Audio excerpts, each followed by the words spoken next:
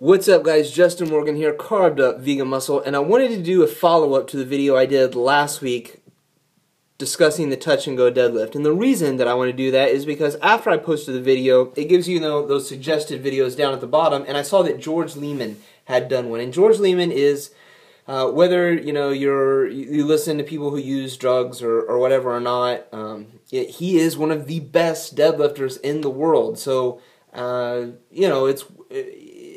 every training principle that he comes up with may not apply to a drug-free lifter, but it's still worth listening to.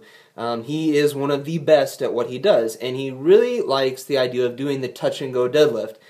So that's what I was gathering from his video. I wanted to see how he broke it down, and what he describes is a whole separate issue than what I was talking about in the video last week.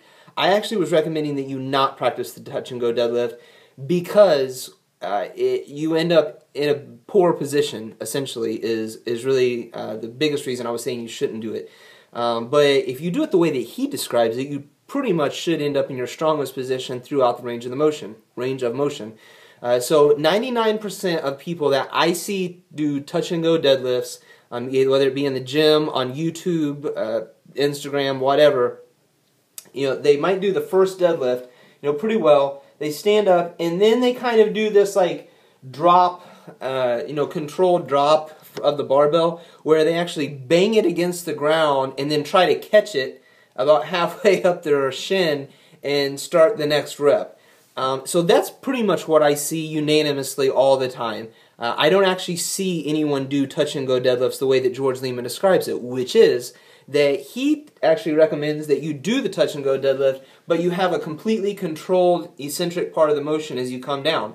So in doing that, you're probably not going to go into a stiff leg deadlift, bang the bar off the ground and try to catch it. You're going to stay in a most ideal position throughout the entire lift. So because that is such a different thing, in listening to him describe it, I actually am going to have to agree that what he describes is probably the most ideal way to, if you're going to deadlift for reps, to do it that way.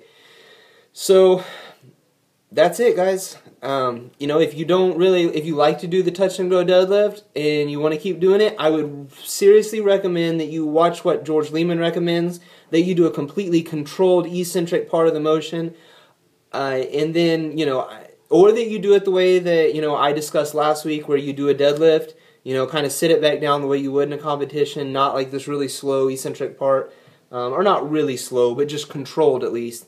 And then the only thing I guess I recommend that you don't do is just drop the bar and try to catch it halfway back up, which unfortunately is what I see most people do. So that's it. You guys take it easy. I'll talk to you in that next video.